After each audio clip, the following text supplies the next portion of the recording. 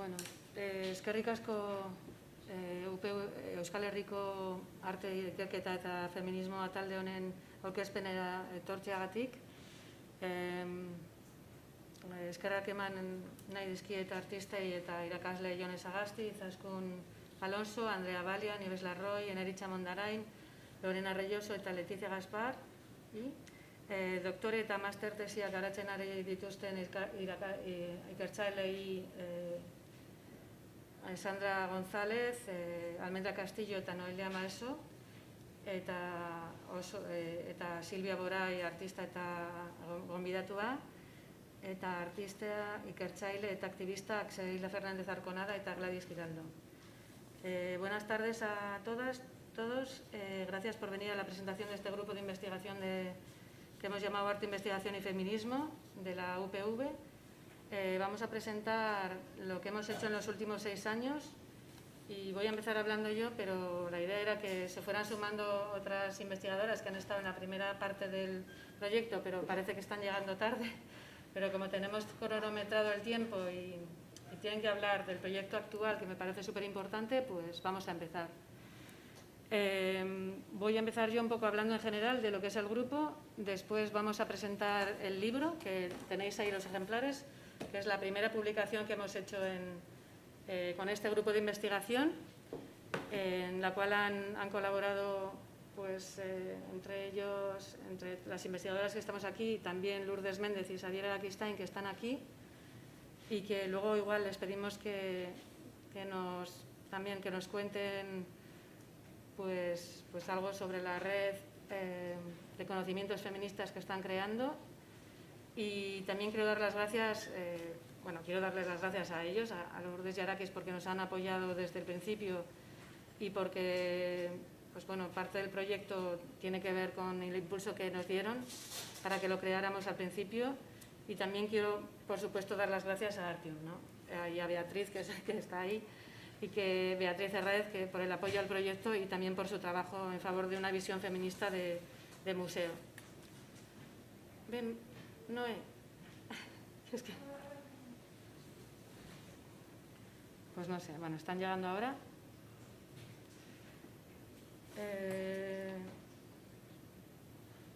El grupo de investigación se creó en el año 2015 con la organización del proyecto Archivo, que hemos llamado Proyecto Archivo Artistas Vascas desde la segunda mitad del siglo XX hasta la actualidad, que consiste en grabar artistas que son muy importantes, artistas mujeres, pero que no son conocidas por el alumnado y que no son referentes para el alumnado porque no las citan ni en sus tesis, ni en sus trabajos de fin de máster, ni de grado. Y entonces, lo que estamos haciendo es este trabajo de archivo. Paralelamente a este trabajo de archivo, empezamos en el año 2016, entre el bienio 2016-2018, creamos un proyecto en el cual lo que queríamos era hacer valer los referentes nuestros bibliográficos y artísticos, porque hemos detectado que realmente son referentes que nosotras usamos, pero que no están validados en la academia. Es decir, que los profesores que aparecen en los tribunales muchas veces no los conocen y muchas veces no los valoran.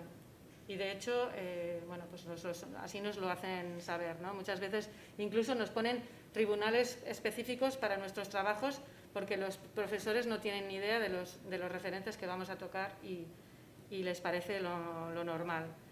En este grupo, en este primer proyecto participamos, he puesto aquí las fotos para que se vea un poco el equipo del principio. Tenemos también un blog que luego enseñará más tarde, si llegan, una de las del equipo, que lo ha diseñado Noelia Maeso, que acaba de llegar, pero lo veremos un poco más tarde. En este blog aparece el proyecto Archivo, aparecen las actividades actuales con los proyectos actuales y los miembros del equipo. Por citar a los referentes, os vais a reír, pero voy a poner aquí como una especie de tributo a nuestros referentes primeros. Buenas. Por favor, pasad a las mesas. Pasad aquí.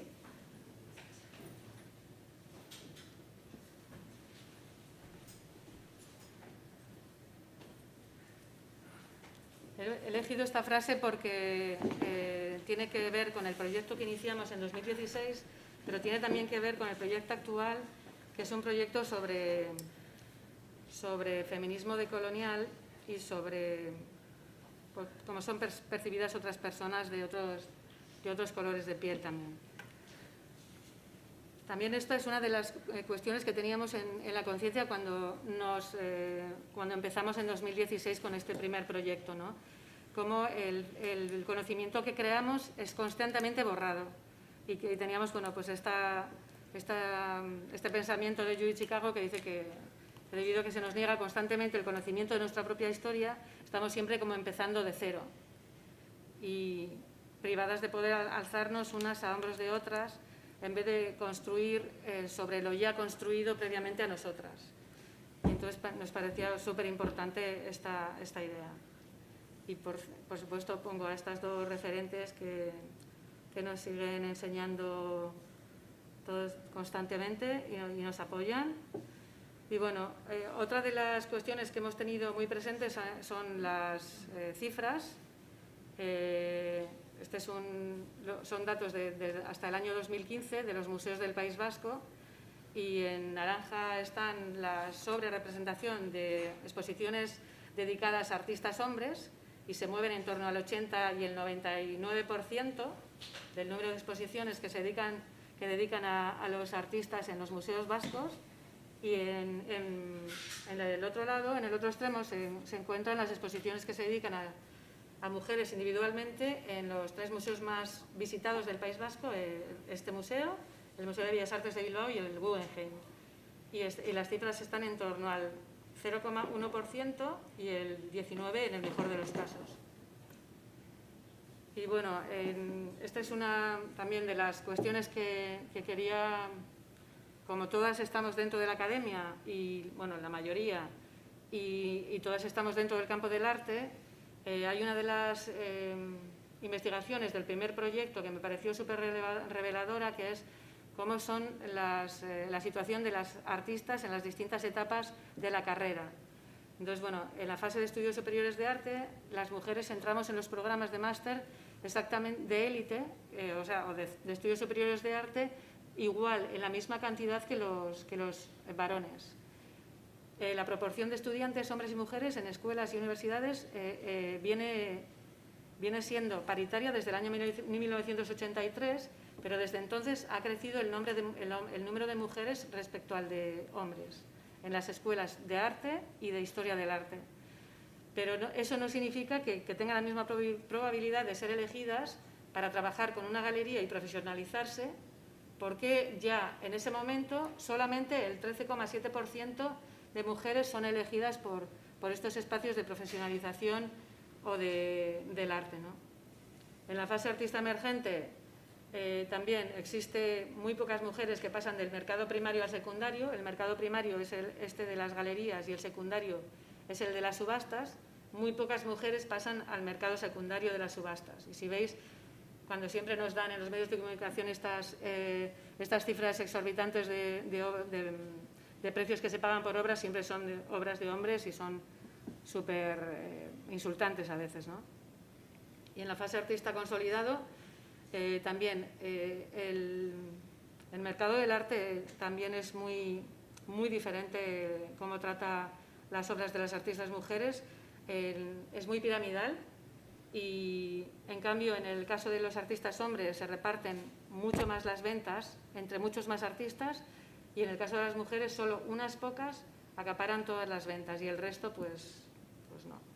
Y en la fase de artista superestrella, cuando a normalmente le han hecho a una persona normalmente muerta una exposición individual en un gran museo, podríamos pensar que también que se igualan más las cosas, y tampoco, porque en un estudio del año 2017 se señala a Joan Michel, una de las artistas del expresionismo abstracto, como la artista con más ventas, con, no sé exactamente, pero unos 390 millones de dólares, pero ocupa esta artista el número 47 en la lista de artistas más vendidos, por debajo de artistas hombres vivos, como Jeff Koons o Gerard Richter o artistas vivos que tienen ventas no de 390, sino de 2.000.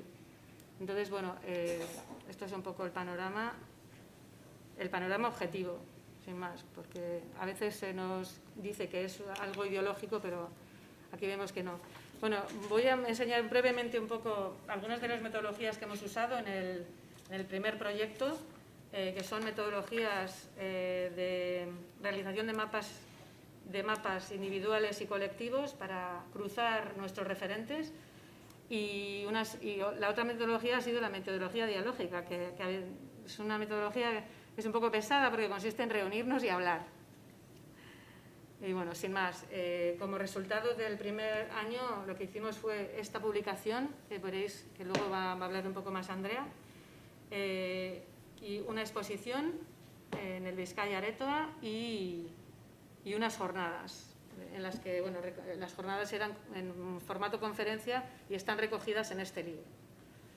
Bueno, sin más, quisiera, pues bueno, pasar la palabra a Andrea. ¿Eh? Puedo enseñar el blog primero igual. Vale, igual tenemos que salirnos de aquí. Sí, en internet eso. Vale. Nos cambiamos. Vale, yo quería hablar del blog del grupo de investigación que llevamos con él como desde 2017, ¿no?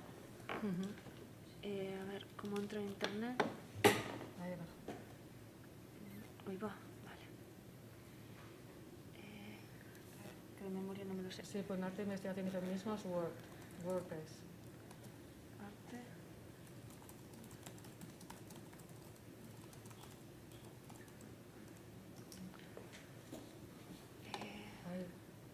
Bueno, sí, este es uno de ellos, sí. Vale, pues este es el blog que llevamos para donde ponemos todo lo que vamos haciendo. Aquí aparecen el equipo del primer proyecto y aquí está el equipo actual. Si entráis en actividades, tenemos todas las actividades que ha ido haciendo el grupo desde el principio hasta ahora, incluso algunas que todavía no están, que están en proceso. Como hablaba Charo, en jornadas tenemos la jornada que se hizo en Vizcaya, donde aparte todos los artículos que se publicaron en este libro. Y aquí podéis ver un poco las imágenes, a ver si se cargan, las imágenes de aquel día, de todas las charlas. Otra jornada que estamos trabajando es la de los seminarios de decolonialidad que hemos estado haciendo en la universidad. Os pongo como ejemplo que este lo realizó Celia Fernández Arconada entre el 20 y el 27 de octubre del 2020. Y aquí podéis encontrar el resumen del seminario, la primera ponencia con algunos vídeos que nos enseñó ella, incluidos algunos también textos que nos recomendó para leer y algún link.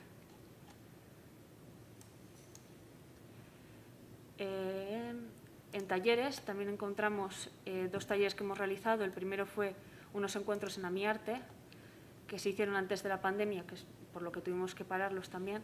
Tienes aquí algunas de las imágenes que se crearon en estos talleres.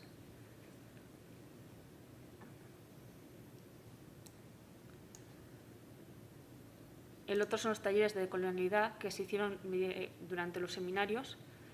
Las discusiones, todo que iban surgiendo, pues fuimos haciendo una serie de dibujos, de frases, por ejemplo. A ver, hay una imagen en la que se ve muy bien. Aquí, por ejemplo, estas imágenes del aguacate, de los alimentos, palabras como cuidados, nutrir, una imagen. Otra de las actividades son la publicación, que de momento llevamos este libro solo y aún estamos trabajando en una nueva publicación en este nuevo proyecto. Y por último estamos haciendo exposiciones también. La primera que hicimos fue en 2018, si no me recuerdo mal, sí, 2018. El vídeo, bueno, si da tiempo lo pongo al final. No, puedes ponerlo ahora. ¿Sí lo pongo ahora? Sí. Vale.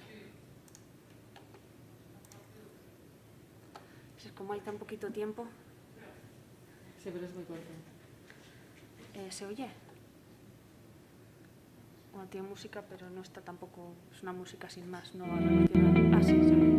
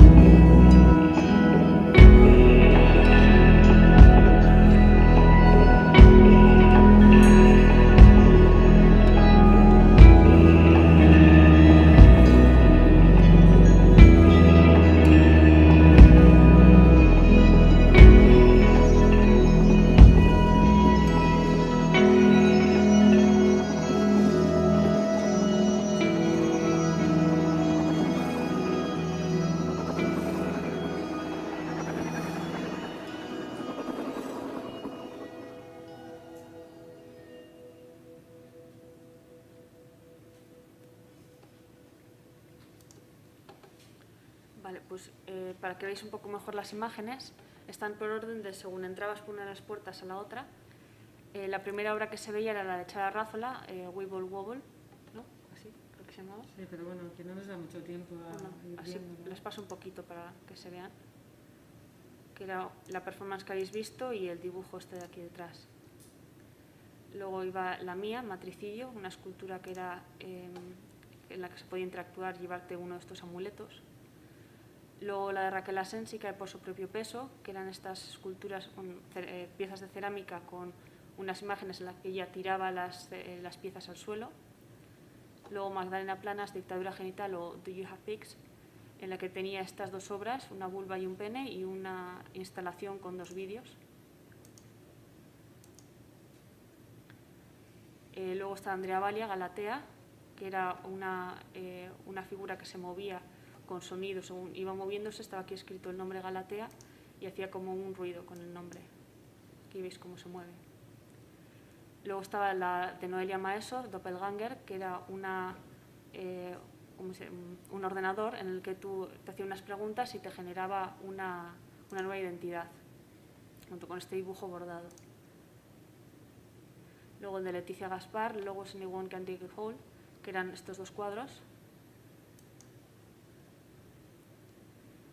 David Macho Sazai, Cómo comprar un chakra por AliExpress, que tenía un vídeo en el que imitaba como un vídeo de la teletienda junto con unos objetos en el suelo.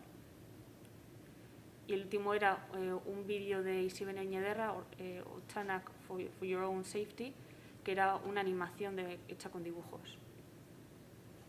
Y ya por último, pues quedaría explicar un poco la acción que está todavía en proceso. Cuando el pasado es presente, tengo que cambiar. Cuerpo, memoria y territorio. Ya, pero esto van a hablar ellos, ¿eh? Ah, vale, bueno, pues lo dejo así. ¿Enseño las imágenes o os lo dejo aquí no, para...? lo van a hacer ellos. Aquí, vale, perfecto. Pues eso es todo. El proyecto archivo igual, ¿quieres explicarlo tú un poco? Bueno, es que no da tiempo.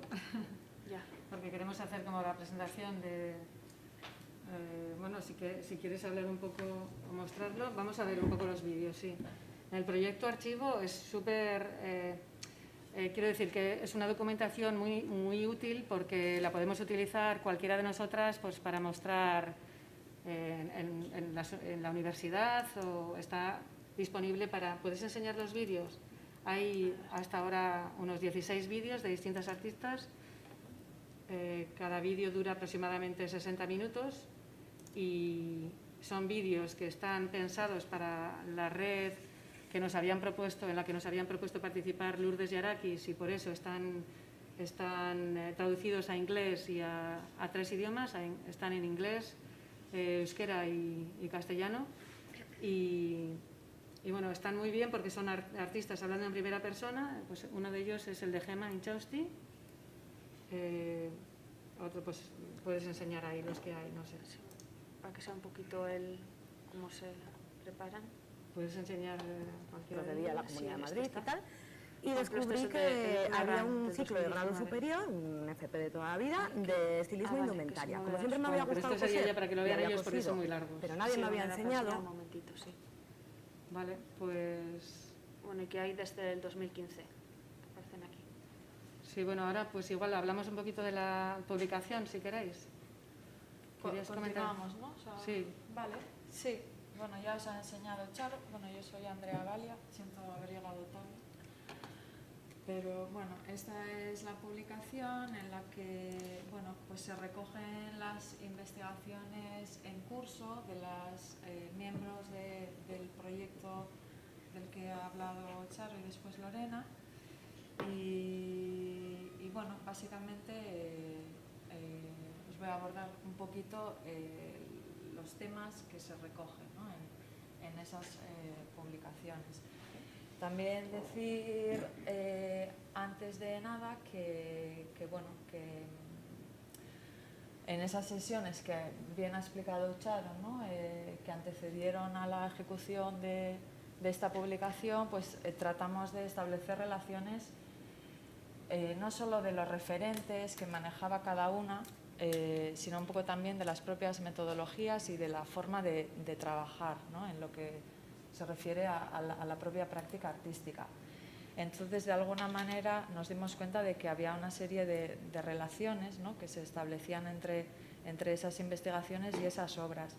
Y, de hecho, pues, desglosamos 3 líneas, no sé si las has mencionado justo antes de que llegáramos. La primera era una que definimos como icónica y multidisciplinar, porque básicamente pues aborda un poco la crítica de la representación de las imágenes estereotipadas de las mujeres en el arte, ¿no? Bueno, y no solo en el arte, sino también en la propia cultura visual. Y en esa línea hemos trabajado tanto Charo Arrázola como Verónica Fernández, también Leticia Gaspar, que no ha podido venir, y yo. Otra segunda línea, más relacionada con la acción y la práctica social, abordan temas relacionados con el activismo, básicamente el ciberfeminismo y el ecofeminismo, y entre ellas pues destaca también la investigación y la tesis que está a punto de concluir Noelia Maeso, también Lorena Reyoso, Ainara Román y Magdalena Planas. Algunas han contribuido en la exposición, otras en la publicación, pero en cualquier caso trabajamos codo con codo en ambas cosas. Y luego una tercera línea, objetual y procesual, que básicamente se centra en el estudio del ornamento como subversión. Y aquí trabajaron con intensidad también Raquel Asensi, que hemos visto, como ha mostrado Lorena, esas obras con esas esculturas que iban acompañadas de una serie de fotografías, y también David Macho, ¿no? Pero él en este caso pues con una vertiente como mucho más irónica. Y bueno, pues os voy a comentar un poquito, si os animáis a comprar el libro, que entre estos textos no voy a resumirlos todos, pero bueno, sí algunos, por ejemplo el de Lorena Reyoso, que aquí me acompaña, y corrígeme si me equivoco en algo, pero bueno, ella nos habla del problema de la desigualdad en el mundo del arte, que no se hace patente hasta el momento de la inserción en la vida profesional de las artistas. Y bueno, mediante su artículo pues, pretende contribuir a la sensibilización de las artistas y las instituciones educativas y dar visibilidad al problema, ¿no?, que también ha mencionado Charo, a través de diferentes propuestas con la finalidad de ayudar a la sostenibilidad de las mujeres artistas en su trayectoria profesional. Noelia Maeso, que se encuentra ahí en el público también, analiza cómo artistas, hackers, bueno, he recogido algunas imágenes en el PowerPoint, pero bueno, si estás poniendo ahí también. El PowerPoint, te pongo el PowerPoint, ¿eh? Ah, pues si lo tienes a mano, bueno, es como, tampoco es, no pasa nada, pero a veces ayuda un poco a clarificar. Es igual, ¿no? Es igual, es mejor seguir adelante, sí. Ah, no, no están, bueno, no pasa nada. En el PowerPoint no.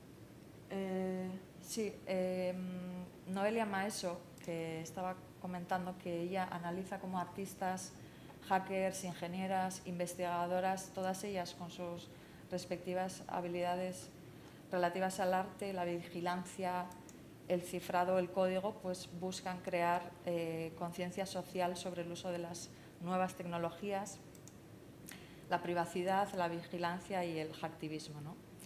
Y hacen uso de la tecnología para cuestionar los modelos culturales hegemónicos mediante la transgresión, la subversión de las invisibilidades o el cuestionamiento también de estereotipos, tanto en el proceso de realización de las obras como en el resultado final. Y bueno, esta nueva red de mujeres que crean desde una perspectiva feminista como resistencia política, pues reflexionan también acerca de esas nuevas plasmaciones de la identidad femenina en la red, ¿no?, a través de sus diversas acciones, intervenciones e investigaciones. Verónica Fernández, que no está hoy aquí, ella nos habla de la estereotipación sexista en el mundo de los videojuegos, un tema muy interesante. Se centra especialmente en los temas, en los videojuegos comerciales, en los que la mujer aparece siempre representada como esa mujer indefensa, como esa mujer trofeo, sexualizada y obviamente pues también físicamente estereotipada. Y nos viene a decir que a pesar de que esta tendencia ha decrecido un poquito a lo largo de los últimos años, pues sigue encarnando claramente valores sexistas, heteropatriarcales, con los que se alía al fin y al cabo también la industria del entretenimiento pues para su propio beneficio económico. También la aportación muy interesante de Leticia Gaspar, que analiza el imaginario sexista del arte occidental poniendo el foco en el tratamiento del desnudo femenino, donde se produce de forma reiterada esa pasivización, la cito textualmente porque me encanta cómo lo expresa, una pasivización e idiotización del sujeto mujer. Y básicamente viene a recalcar que la proliferación de esos desnudos de mujeres pues reflejan ese privilegio, ¿no?, del varón, que claramente radica en la opresión simbólica, que a su vez es legitimada por el campo artístico y la ideología neoliberal. Y bueno, también viene a decir que, dadas las características del medio visual, ¿no?, básicamente ella se centra en pintura, sobre todo, esta forma de dominación viene a imponerse a través de lo sensible, ¿no? O sea, nos llega casi a esa parte emocional y eso hace que justifique de alguna manera cómo se acaba ignorando el análisis crítico de esos contenidos narrativos que terminan evidenciando ese imaginario sexista, patriarcal y heteronormativo. O sea, de alguna manera estos tres últimos textos están directamente relacionados. Y con ellos también el mío, que puedo comentar también, lleva como título Mitoginia y mitomorfosis, es un juego de palabras de cosecha propia. Mitoginia viene a ser, como el propio término indica, pues la misoginia de la mitología y la metamorfosis de dichos mitos, ¿no? Y cada uno de estos términos pues es una parte del capítulo que yo aporto en esta publicación. En el primero, en Mitoginia, me adentro en la mitología clásica para analizar esos mitos y esos arquetipos que vienen a encarnar la ambivalencia de la mujer, o sea, desde tan lejos, y básicamente cómo constituyen fascinación y a la vez terror, ¿no?, para el hombre. Y entre ellas pues desgloso una tipología que es la mujer animal o salvaje, que esta viene como a anteceder al arquetipo posterior de la bruja y la mujer fatal. También la mujer artificial, que nace en el imaginario masculino para después suplantar a la natural y bueno, viene a encarnar un poquito ese sueño de la dominación. Y por último, la mujer muerta, que creo que es ese destino inexorable de todas estas figuras de la misoginia que precisamente tienen que ser aniquiladas de alguna manera para preservar el orden patriarcal. Y ahí tenemos figuras como Medusa, Galatea, bueno, y un montón de referentes que, pues bueno, por interés personal, pues me apetecía indagar por ahí. Y bueno, en definitiva, y para no extenderme, esos mitos que recorro en Mitoginia, pues desvelan esa alegoría misógina, que es la de la ambivalencia frente a la mujer y el sueño de su dominación, que si bien nace en el inconsciente masculino ya desde la época clásica, al final se acaba extendiendo al imaginario colectivo y llega hasta hoy y se perpetúa una y otra vez a través de distintos medios, ¿no?, especialmente en el mundo publicitario. Y por eso hoy, o sea, por eso después, en la segunda parte, en la que he dicho que titulaba Mitomorfosis, abordo cómo estos arquetipos se van actualizando en dos vertientes. La primera es subliminal, esa que de alguna manera simpatiza con el orden dominante, y otra la segunda, que es la que me interesa, que se aborda desde la práctica artística, que es contestataria frente a eso, ¿no? Y me interesa también mucho el empleo de estéticas negativas, estéticas siniestras, estéticas abyectas, cómo se emplean para reformular todos esos mitos desde una postura pues, muy crítica, ¿no? Y muy, de alguna manera, rebelarse frente a eso.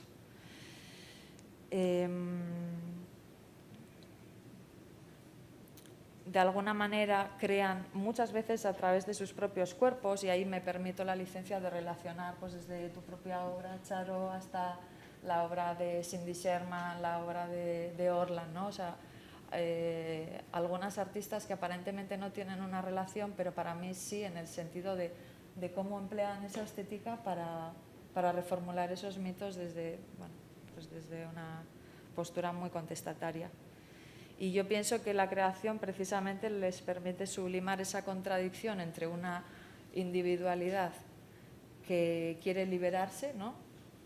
Y resignificarse, subvirtiendo toda categoría, y por otro lado pues, esa realidad social que de alguna manera pues, sigue limitando pues, nuestra identidad y nuestra conducta. Así que vengo a concluir, para no enrollarme más, que creo que esos fantasmas de la misoginia pues son un arma de doble filo, porque si fueron creados en su día para después ser aniquilados, pues nosotras tenemos a través del arte ese poder de resucitarlos para darles otra vuelta, ¿no? Para que se rebelen. Y me parece una oportunidad tener aquí a Lourdes Méndez y a Xavier Araquistain para que nos puedan contar en primera persona sus aportaciones en esta publicación. Bueno, sobre todo porque firmamos un manifiesto que se llamó en esas jornadas, ¿no? No sé si queréis decir algo sobre el manifiesto. Pues es parece que lo leo, ¿no? ¿Es un cortista, no es un polimedia? Vale, pues sí, léelo. Ahora sería un momento estupendo. Pues eso. Mira, te dejo esta silla. No, que se va a quedar ahí. Ah, vale, Está estupendo. compensado. Vale. Sí. Buenas tardes, gracias por invitarnos. Bueno, felicidades por el trabajo del grupo de investigación, Arratsaldeon, por el trabajo en general y por esta publicación en concreto, en la que yo, como decíais, participo con un texto que se titula Del Manifiesto Arco 2005 al Manifiesto Nona y Niet, que citabas ahora, que creo que es el contexto perfecto, las fechas perfectas para volver a recordarlo, ¿no? Está también en el libro, si quieres lo puedes leer. Aquí está más grande la pantalla, lo veo fenomenal, y es un folimedio.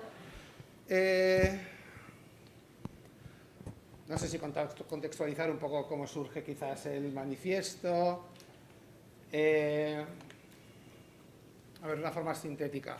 En 2005, en unas jornadas que se celebraban, unas mesas de debate que se celebraban en Arco, una serie de personas que estábamos en la edición de 2005, propusimos un manifiesto que se llamó el Manifiesto Arco 2005 y que acabó formando parte, de alguna forma, del artículo 26 de la Ley de Igualdad, que, como todo el mundo sabéis, es una ley que tiene carácter recomendatorio, por lo tanto, posibilita su violación sistemática, porque no pasa nada si no lo cumples. Y en 2018, cuando nos invitasteis a participar en las jornadas, hacíamos una evaluación de 2008 a 2005, los 13 años que había ocurrido, ¿no? De qué habían servido ese manifiesto y la polémica que lo rodeó y qué frutos había producido en esos 13 años. Entonces redactamos otro manifiesto que era el manifiesto Nona y Niet, a raíz de los acontecimientos entre 2005 y 2013. Y el manifiesto Nona y Niet dice así: el manifiesto Nona y Niet denuncia que las estrategias que un gran número de instituciones artísticas están llevando a cabo en los últimos años desdibujan la problemática del sexismo en el arte y la cultura contemporánea y desactivan las luchas feministas en pro de la igualdad. Esas estrategias siguen haciendo posible que, a pesar que desde hace más de 30 años en la Unión Europea el 70% de las graduadas en estudios de arte son mujeres, en las programaciones y colecciones de museos y centros de arte, las artistas no superan el 20%. Y también contribuyen a que se siga produciendo y difundiendo una historia artística y culturalmente androcéntrica. El manifiesto Nona y Niet rememora que en los años 60 y 70 del siglo XX el movimiento feminista inaugura con el arte feminista un nuevo frente de acción que se gesta a ambos lados del Atlántico a través de un intenso diálogo entre artistas, teóricas y militantes. Este frente, que concibe el cuerpo de las mujeres como un campo de batalla, también declara el campo del arte como otro frente de batalla al constatar que la historia del arte y los museos han excluido sistemáticamente a las artistas.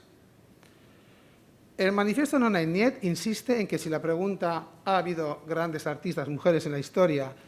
Inaugura la crítica de las instituciones artísticas patriarcales, en los años sucesivos otra pregunta, ¿puede la historia del arte sobrevivir al feminismo? Cuestionará si esta y las instituciones artísticas y educativas, con las que mantienen una relación simbiótica, son capaces de incorporar las críticas y las demandas feministas. El arte feminista, al igual que el movimiento feminista del que forma parte, vivirá un ciclo de esplendor que decaerá a finales de los años 80, marcados por la institucionalización del feminismo.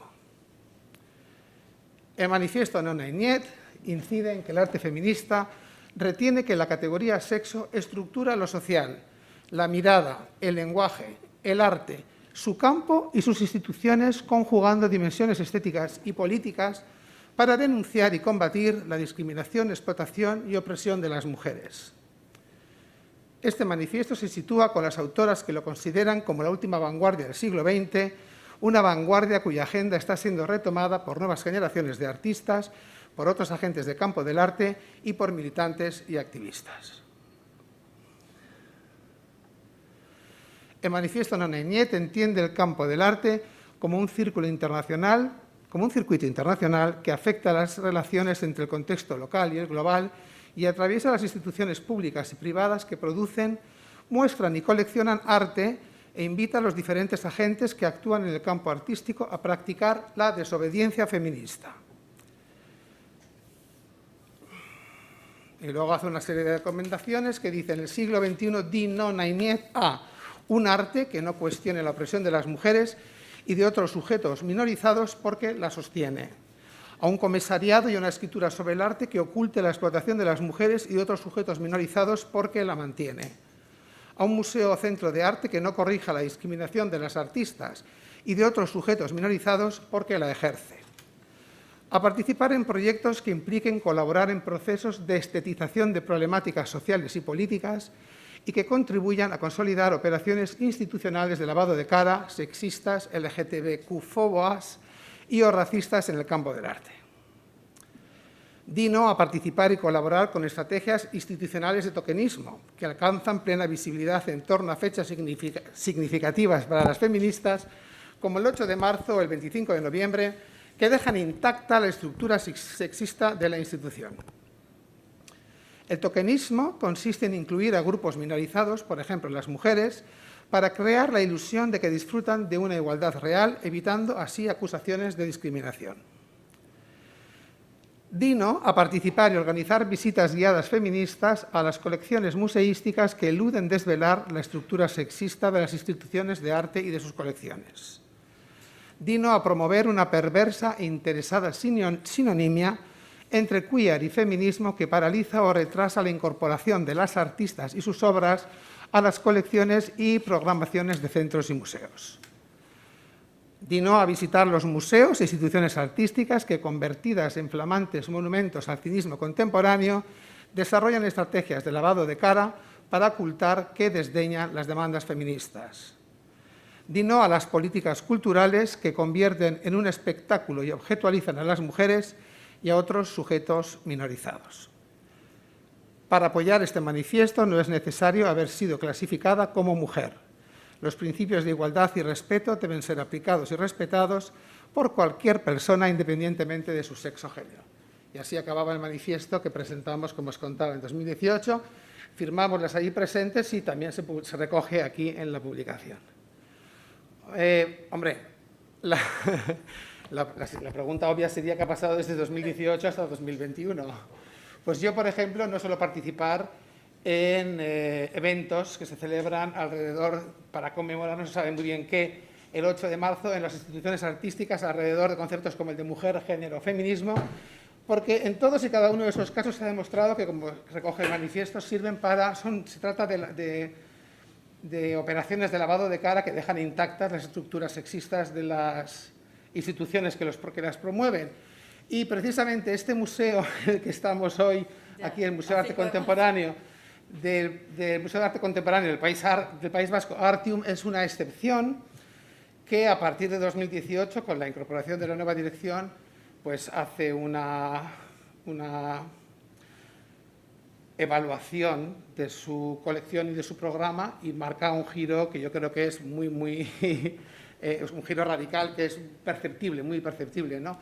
Y por eso es un placer estar aquí en esta institución celebrando, conmemorando, ¿no?, el 8 de marzo, algo que yo hace tiempo que no hacía en instituciones de arte por las razones que os daba. Genial. Lourdes, ¿quieres contarnos algo, cariño? Es realmente necesario, vais el tiempo.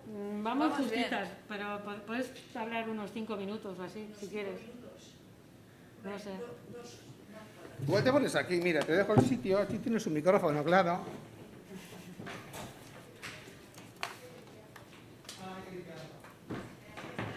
Sí, porque hemos hecho la primera y la segunda mesa sin... Hemos hecho la primera y la segunda mesa sin nada.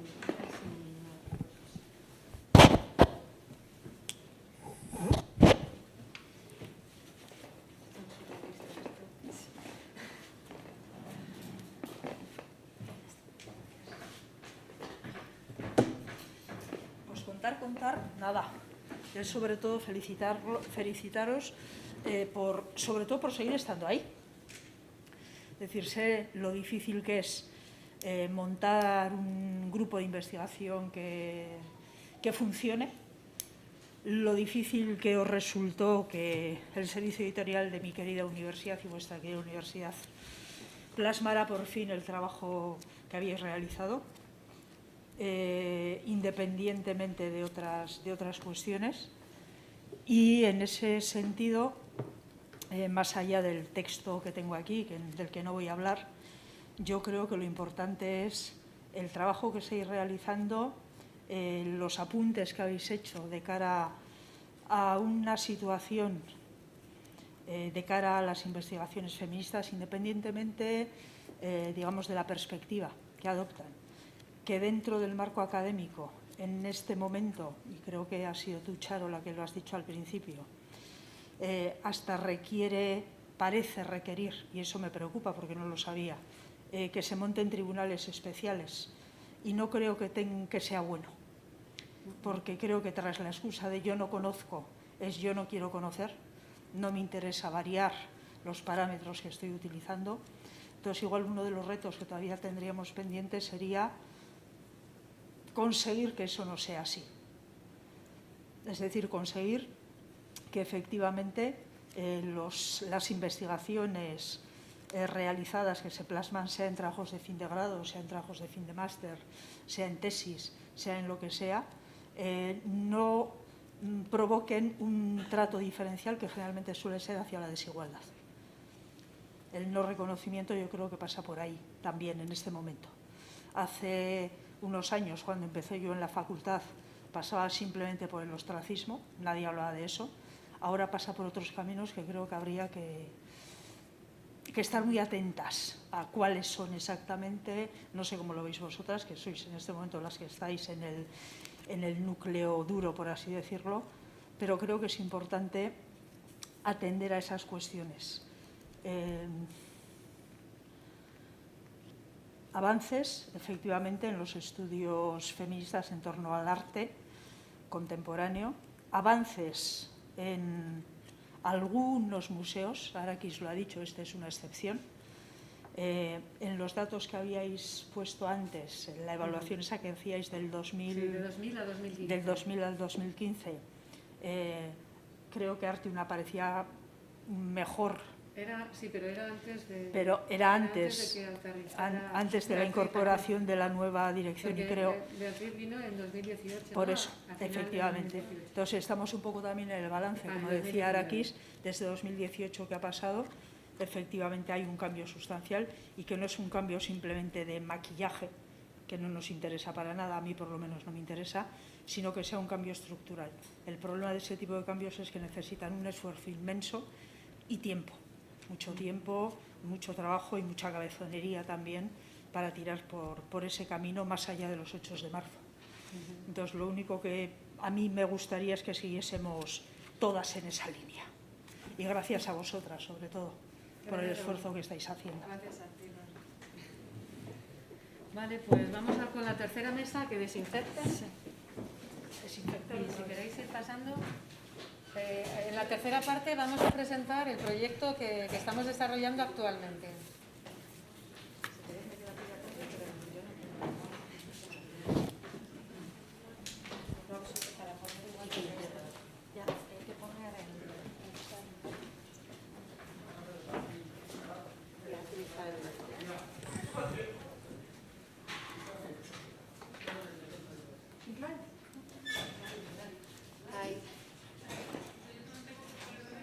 ¿Dónde está el...? Ah, han hecho otro. Vale, pues gracias, yo estoy pidiendo esta botella. Necesitamos una más, por eso digo que igual... Ay, ¿de quién es esto? Perdón, me senté. Si no, y me voy. ¿No se me oye? O se me queda de pie. ¿No? Están aquí las... Igual, yo, mira lo que decía, que estará un poco el taller del círculo de mujeres primero, y luego ya está en el seminario. Ah, sí.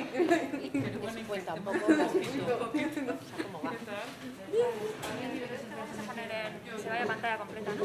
Sí, compártelo entero. ¿Tienes silla? Sí. Pero luego te quedas aquí con la silla, en la misión hablas de y como hacemos, yo me voy. ¿No vas a hablar? No, de tu taller. Se van a hablar. ¿No por si acaso? No te lo esperaba, no te habían dicho.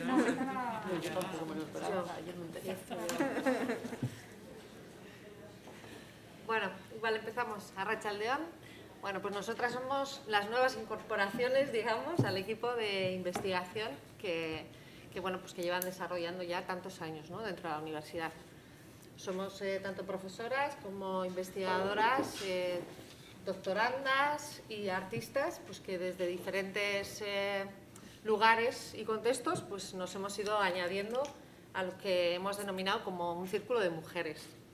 En este caso, bueno, pues queremos un poco contaros, digamos, el planteamiento y el cambio que hay entre lo que habéis oído hasta ahora, ¿no?, de lo que habéis sido partícipes, y lo que hemos estado trabajando durante este último, pues, desde el 19, este raro año 20, como hemos podido y cómo hemos continuado. El proyecto nace de convenio porque es Universidad-Sociedad, lo denominamos Universidad-Sociedad 19-21, y plantea la creación artística como un motor de cambio social por medio de la intersección entre arte, feminismo e integración social. No queríamos quedarnos en la academia, dentro de la universidad, y la idea, pues desde el principio, fue contar con la colaboración de un agente externo, que en ese momento fue AmiArte. AmiArte es un centro que trabaja desde Bilbao y que, bueno, pues intenta desde el arte dar voz a personas desfavorecidas por una causa o por otra, ¿no?, o con algunos riesgos en exclusión social. Conocíamos algunas de nosotras el proyecto, es una especie, pues yo diría, de una manera más poética, que es como una especie de refugio, donde el lenguaje, pues, universal que se utiliza es el lenguaje del arte, porque el lenguaje oral es complejo. Muchas personas migrantes que llegan pues no conocen el castellano, no pueden comunicarse, y gracias a las imágenes pues van compartiendo sus experiencias y compartiendo pues sus dolores, ¿no? Cuando nos empezamos a juntar en la facultad, bueno, nos invitó pues a algunas Charo, otras compañeras, pues nuestras primeras dudas sobre todo era ¿qué hacer?, ¿no? Es decir, ¿qué hacemos? ¿Cómo vamos? ¿Vamos a trabajar en un espacio que no conocemos, algunas conocíamos algo, pero ¿cuál es nuestro papel, ¿no? Siempre surgían preguntas, más que premisas, ¿no? Decíamos, bueno, nos vamos a acercar a un espacio, vamos desde nuestro privilegio, ¿qué les vamos a contar? ¿Queremos enseñarles cosas?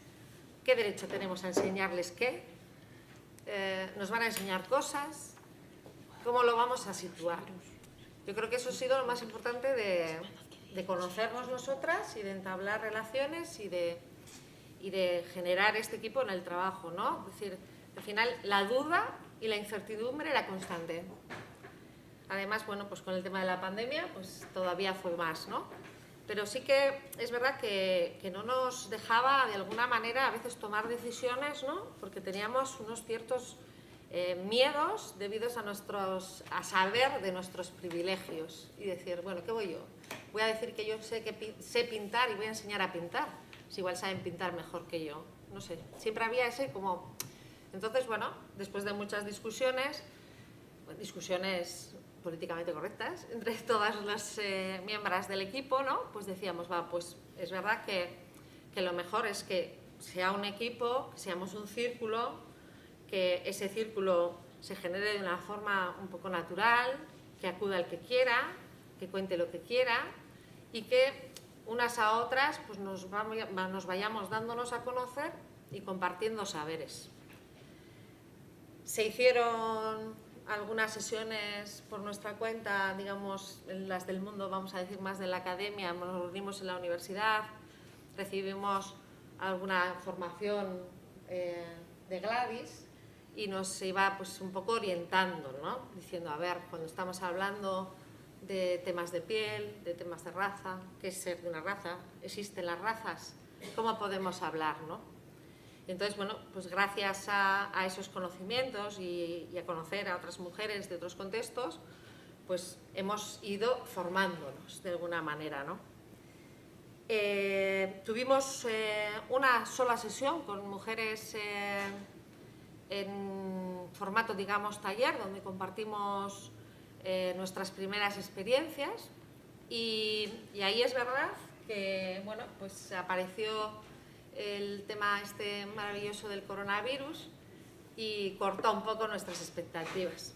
Y entonces, pues bueno, dio un giro bastante drástico el proyecto y os lo va a contar pues mi compañera Ione. Buenas tardes. Sí, me toca la parte de un poquito contar cómo ha sido este cambio total de... Este giro de timón que hemos tenido en los últimos meses, que ha sido bastante incierto, un poco difícil en algunos momentos y del que, bueno, estamos teniendo como resultados bastante positivos. Esta imagen que hemos visto anterior, que se nos veía en AmiArte, es del 10 de marzo, justo unos días antes del confinamiento domiciliario. O sea, esa misma semana fue como llegar allí con un montón de dudas y emociones. Pensábamos que positivas, pero se notaban ya que había como dificultades. Y bueno, pues nos trajo toda esta alarma global, nos trajo un frenazo, ¿no?, en seco, en la que tuvimos que parar todas nuestras rutinas y que afectó directamente al devenir del proyecto por varias cosas. No sabemos qué hubiera pasado si no hubiera pasado lo del confinamiento, todas estas problemáticas que aparecían, qué camino hubieran tomado.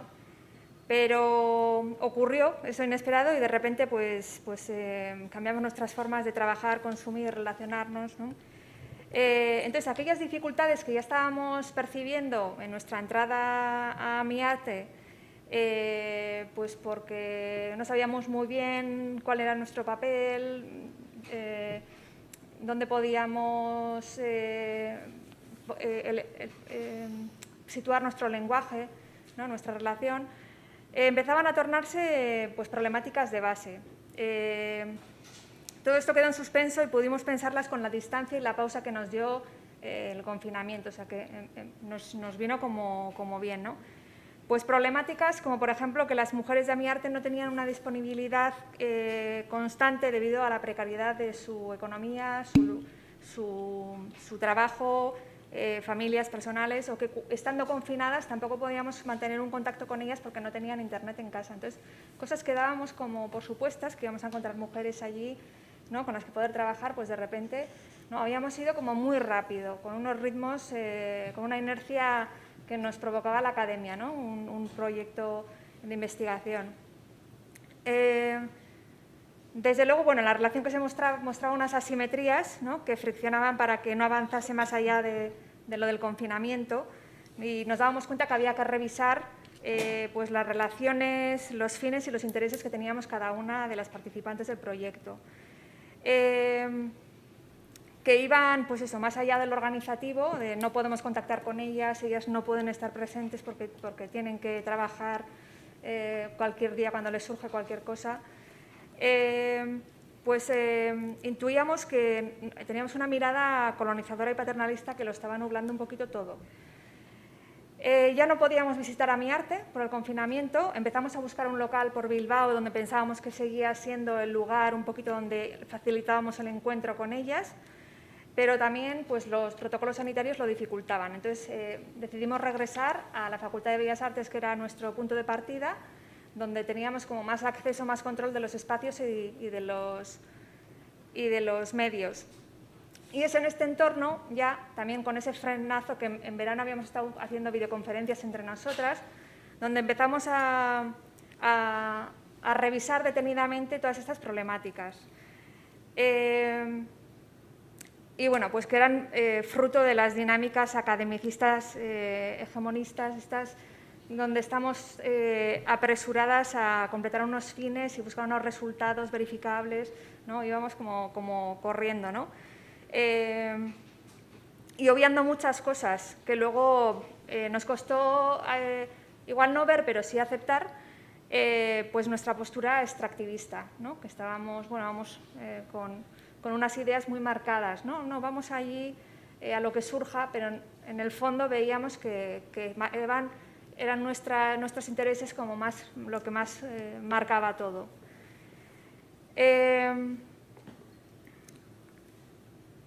Y bueno, entonces Sandra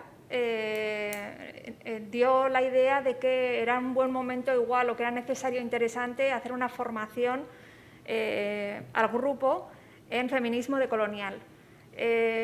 Y se generaron unos encuentros para generar saberes a través del diálogo. Estos meses, pues, hemos compartido un espacio donde han entrado diferentes personas que han ido visitándonos, pero bueno, sobre todo tenemos a Silvia, que desde el principio es una artista que también estuvo en Amiarte y que ha estado con nosotras desde el principio hasta ahora. Y luego alumnas de Charo de TFMs que también nos han ido incorporando y son, bueno, y Gladys, por supuesto, que ahora lo diga, que son las que han dirigido estos seminarios, 8 seminarios sobre feminismo decolonial impartidos por estas 4 personas durante el otoño. Una de ellas es Seila Fernández Arconada, que ya conocía el proyecto y el grupo y se había involucrado cuando había regresado después de trabajar en distintos proyectos internacionales. Y Seila planteó 2 seminarios, uno con el título de Colonizar la naturaleza, acciones desde el territorio cuerpo-tierra, y un segundo, Creación artística y diálogo de saberes, de colonizar desde el hacer sentipensante. Luego vinieron Sandra González Donoso y Almendra Castillo Valderrama. Almendra no ha podido estar, pero está Sandra.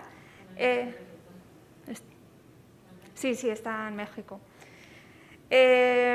Fueron investigadoras estudiantes migrantes dirigidas por Charo con sus TFM sobre temas relacionados con el proyecto y por esa razón ella les invitó a participar en el grupo.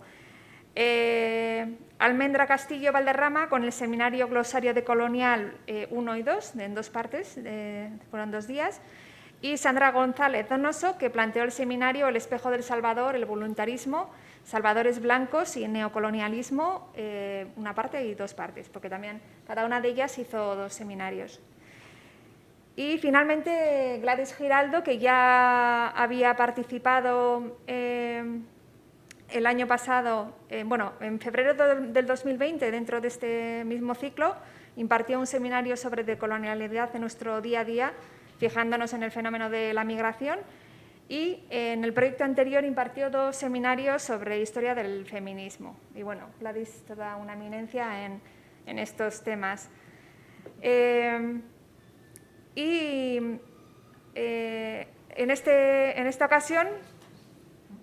esta ocasión participó con el seminario Cuando el pasado es presente. Sí, ya está. ¿Cuál?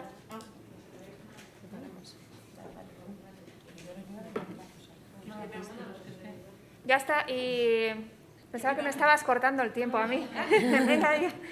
Vale, y doy paso a Sheila Fernández Arconada para explicar un poquito su propuesta.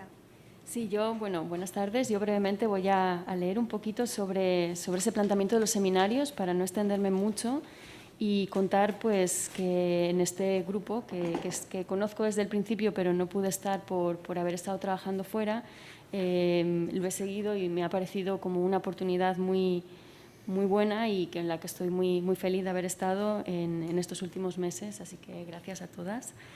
El seminario de colonizar la naturaleza, acciones desde el territorio cuerpo-tierra, se centró en acciones desde el extractivismo voraz del sistema neoliberal, colonial y patriarcal sobre la naturaleza que somos, difundiendo ejemplos de reflexiones y acciones de resistencia organizada que se acuerpa, juntando los cuerpos en defensa de los recursos naturales. Hice un recopile de reflexiones tales como Berta Cáceres, Vandana Shiva, Lorena Capnal, Wangari Maathai y Arturo Escobar, entre otros. Y el seminario Creación Artística y Diálogo de Saberes de colonizar el hacer sentipensante se centró en las prácticas artísticas que se tejen con el territorio, arte que dialoga con las diferentes realidades y problemáticas ecosociales contemporáneas desde una colaboración que aprende del propio proceso, que va más allá de la disciplinariedad y se acerca a la cercanía del estar juntos y juntas aprendiendo y trabajando entre disciplinas. Y pues, resaltando diferentes autores y también mi propia práctica artística. ¿Cómo se podría contribuir a una realidad menos opresora, menos extractivista, menos impositiva, pero sí más inclusiva, más consciente y más coherente desde el arte? Y bueno, una serie de preguntas que me pregunto y que nos preguntamos en todos estos encuentros y seminarios. Hola, yo soy Sandra González, vengo de Ecuador, soy guayaquileña. Y bueno, primero les voy a hablar del el seminario que dio mi amiga Almendra Castillo, que es mexicana del Distrito Federal.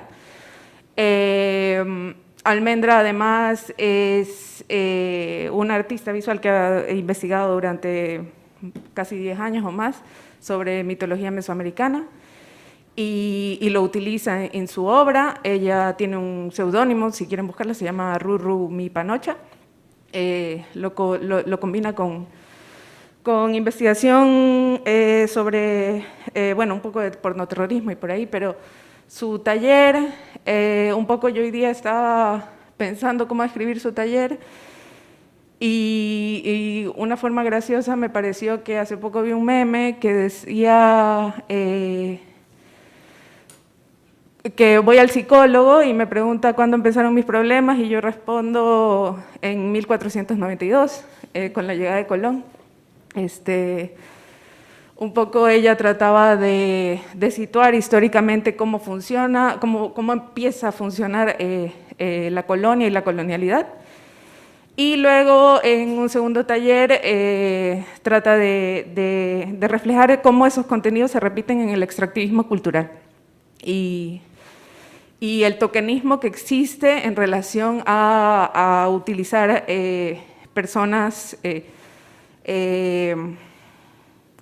que no son europeas para también que exista esto de que han este lavado como también de conciencia, ¿no?, dentro de los contenidos culturales. Y bueno, de ahí voy yo, mi taller, que era el taller de el espejo del Salvador, donde yo pensaba que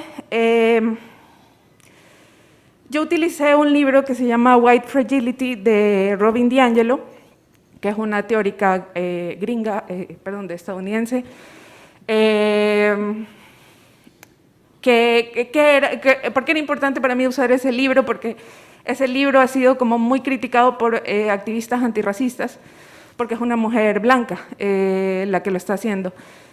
Pero a mí me parece importante porque yo leo autores racializados y yo digo, obvio, me toca a mí, me atraviesa a mí y lo entiendo, pero yo sé que si una persona blanca lo lee, no se siente, lo ve como, qué pena esa situación, pero no lo siente. En cambio, DiAngelo hace un análisis de un estudio de cómo se ve el privilegio blanco y la fragilidad blanca, cómo funciona.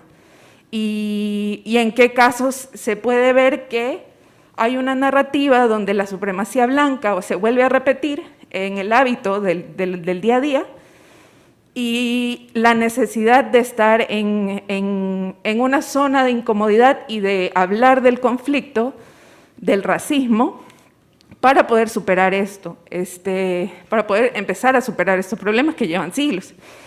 Y un poco, bueno, pienso que esa era mi intención, lo pienso porque también siento que sí me han dicho que las he hecho sentir mal, pero un poco esa era la intención, ¿no? Como entrar en la incomodidad de tenemos que hablar de estos temas, y bueno, en eso iban los talleres, y creo que de todas maneras ha sido una experiencia muy valiosa, porque creo que hemos hecho una comunidad, no sé, desde que Isaskun nos lleva a mí y a Silvia, luego, no sé, sí ha ido creciendo como la comunidad, creo yo, y ya pues como dijo Audre Lorde, no hay liberación sin comunidad, y eso. Vale. Así termino antes. Bueno, yo soy Silvia, soy una artista de aquí de Bilbao, llevo produciendo obra desde el 2011 y vengo a hablaros un poco de mi experiencia durante estos seminarios. Yo llegué al proyecto a través de AmiArte y, bueno, desde el primer momento conecté con la propuesta del Círculo de Mujeres Multidisciplinar. El primer día empezamos con un collage en el que cada una expresó lo que para ella representaba ser mujer. Y, bueno, más tarde se hicieron ya unos seminarios en la universidad. Personalmente me hicieron reflexionar algunas preguntas mucho, como qué son los privilegios, cómo nos ayuda el tener o no dichos privilegios y qué es un cuerpo migrado y racializado. Bueno, un poco por mis raíces gitanas y españolas me resonó esto con mucha fuerza y me llevó a tener más conciencia de cómo se manifiestan en mí tanto los privilegios por ser española como las dificultades y opresiones por ser gitana, ¿no? Y, bueno, pues para terminar, agradecer un poco este espacio. Siempre he querido ocupar un espacio en la universidad, de momento no he podido, pero bueno, este proyecto pues me ha dado la oportunidad de transmitir cosas importantes y mis agradecimientos. ¿Eso es todo? Eso es todo. Te voy a preguntar qué trabajo es, del trabajo que hicisteis. ¿Puedes detallarnos? ¿Qué trabajo? ¿A qué te refieres? Lo que hiciste de los collages y todo el resultado. Bueno... y al final nunca no lo veo. ¿Están ahí las imágenes? Hostia, es que no había visto para atrás. Estás ahí tú. Las collages estaban aquí. Ahí están, vale, sí, que no lo había visto. Y la siguiente estaba yo, qué horror. Luego están Almendra, Sandra. Sí. Sí. No, tranquila, yo creo que se oye, ¿no? Yo hablo fuerte. No, que yo creo que se oye, ¿no? Se oye bien, yo me oigo, yo grito mucho. Bueno, gracias, me pilla así un poco como, bueno, no sé. Pues gracias por invitarme aquí a compartir la mesa. Ellas son las que han trabajado en todo este proyecto. Cuando Charo me invitó y me presentó la propuesta de este acercamiento, ¿no?, que realmente me parecía todo un reto, porque precisamente dentro del feminismo, donde estamos, en Euskadi, en Euskal Herria, uno de los temas que se estaban cuestionando fuertemente es desde mujeres migradas, racializadas, se estaba planteando aquí se está interpelando al feminismo blanco, y eso se dejó ver perfectamente en las quintas jornadas de feministas, las pasadas quintas jornadas. Y efectivamente ha causado ampollas, dolores, malentendidos y tal. Entonces, yo creo que este es el gran reto. Me parece muy interesante porque he aquí unas mujeres del mundo académico de Bellas Artes que intentan hacer ese acercamiento y tienen la honestidad, ¿no?, de preguntarse primero a dónde vamos, y vamos a formarnos en algo, no vamos así a pelo, porque está claro que se hace un acercamiento, hay un nosotras y hay un ellas, y esto se explica precisamente porque dónde están las mujeres que no están, ¿no?, mujeres racializadas, mujeres que nos tenemos que acercar, tenemos que buscarlas fuera porque no están dentro de la academia. Y aquí valdría la pena comentar ¿no?, ¿por qué no hay mujeres racializadas en la academia, ¿no? ¿Por qué no llegan? Pero yo creo que este acercamiento y esta honestidad nos lleva, o por lo menos a mí, a presentar un poco algunas ideas de las corrientes decolonialistas, y dentro de un marco que no puede ser otro que el capitalismo, neoliberalismo en el que estamos, ver cómo el racismo, aparte de las expresiones cotidianas, personales, este conflicto de intereses, privilegios, etcétera, se dan porque son instituciones. Es decir, defendemos que el racismo es estructural, es institucional ante todo, y que en el caso de mujeres racializadas migradas tiene que ver pues con toda una maquinaria y toda esta Europa fortaleza que se escuda detrás de muros reales y otros invisibles para alejar, para exterminar lo otro, ¿no? Y que esto ha sido siempre así desde el modernismo, y aquí entramos con teoría y práctica decolonial potente. Creo que son las herramientas que nos han ayudado a explicarnos un poco, ¿no?, a colocarnos en ese escenario de encuentro, de ver que en vez de coexistir, convivimos, y de qué manera, ¿no?, de maneras asimétricas y de maneras que todavía están por trabajarse, ¿no? Vivimos en sociedades cada vez más multiculturales y el trabajo queda por hacer para crear, para ir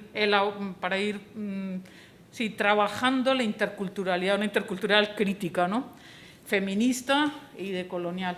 Creo que eso fue muy interesante, y en ese sentido pues exploramos muchas de las situaciones, y traje a colación aquello de qué manera Euskal Herria está inserta en este proyecto de la modernidad europea blanca para algunas autoras, autores desde el siglo XV, desde el siglo XVI, pero bueno, os traje un ejemplo paradigmático para mí, que estaba estudiando hace ya un tiempo, como es la figura de Julián de Zulueta y Amondo, uno de los principales negreros de finales del siglo XIX, y paradigmático no solamente en el mundo de la trata transatlántica, sino por todo lo que supuso respecto al impulso al capitalismo en las economías de plantaciones como fue Cuba, y sobre todo esa relación que mantuvo todavía con la metrópoli y de la defensa del Imperio español, y el legado material que todavía hoy podemos ver,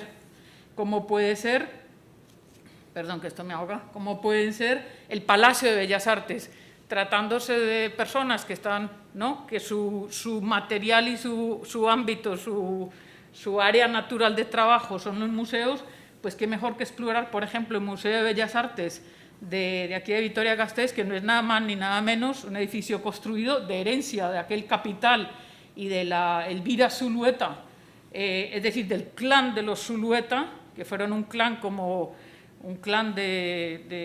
los carteles de la mafia actual, pero en aquella época. Entonces aquí tenemos edificios como ese, que está construido, sin exagerar, con capital financiado con la sangre, sudor, lágrimas y muerte, y mucha muerte, de las personas que sufrieron a manos de la esclavitud, ¿no?, de estos negreros. También tenemos el seminario de Gasteiz, de donde sale pues tantos religiosos y gente que fue a evangelizar, porque el proyecto, y una de las críticas del decolonialismo es las funciones de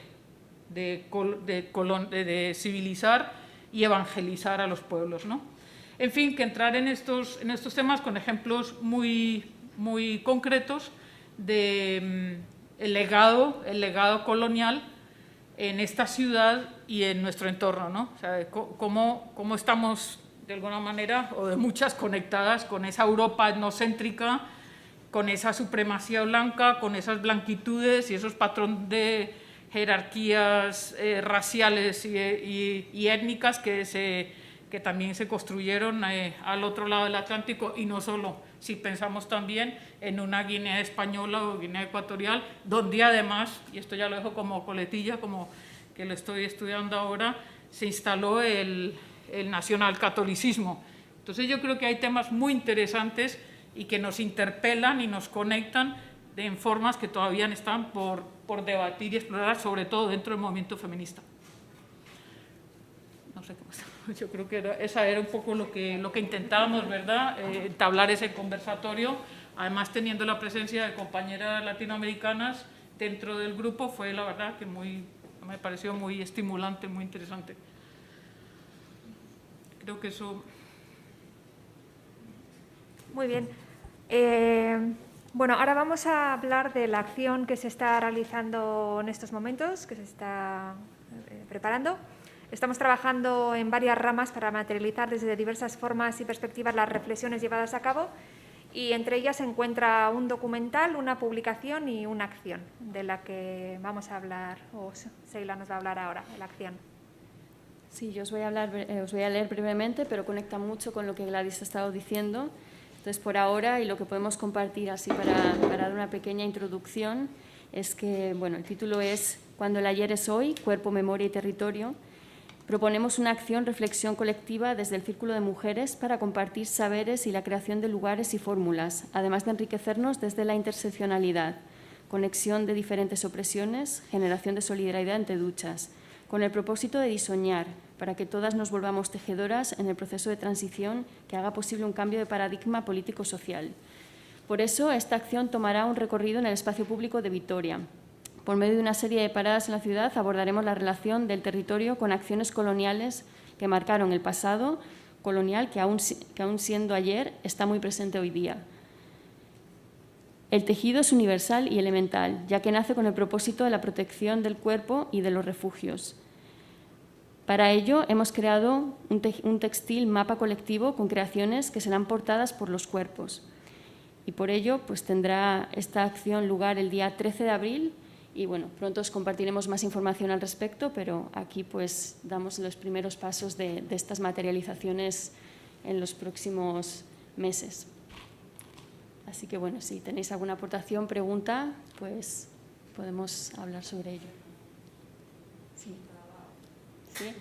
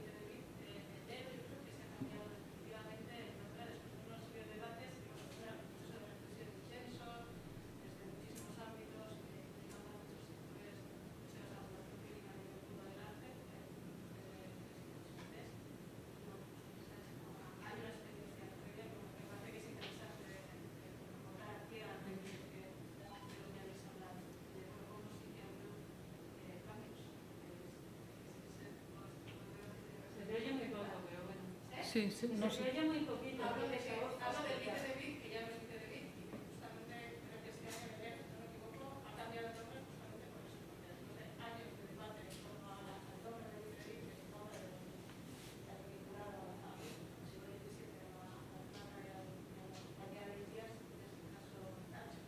Pues después de todos esos debates, después de muchos periodos de discusión, han decidido que no había que cambiar el nombre justamente porque era una forma de recordar el pasado colonial, todas estas cuestiones que nos son familiares. Nosotros también sacamos un correo con la nueva dirección. Si hay alguna pregunta breve, un poco más, era un dato que algunos mencionamos en Bellas Artes y a Sí. No, el nombre es Arte Interpreta el Feminismo. AmiArte es la asociación sin ánimo de lucro con la que intentamos colaborar al principio del proyecto y que acoge sobre todo a personas migrantes del África subsahariana, sobre todo, lo que llamamos sin papeles, que van allá con un ánimo de que les acoja, que alguien les dé la posibilidad de tener una vida aquí. La mayoría no tiene casa, ni papeles, y tienen a veces algunos sus profesiones y sus títulos, pero que por supuesto no se los homologan aquí.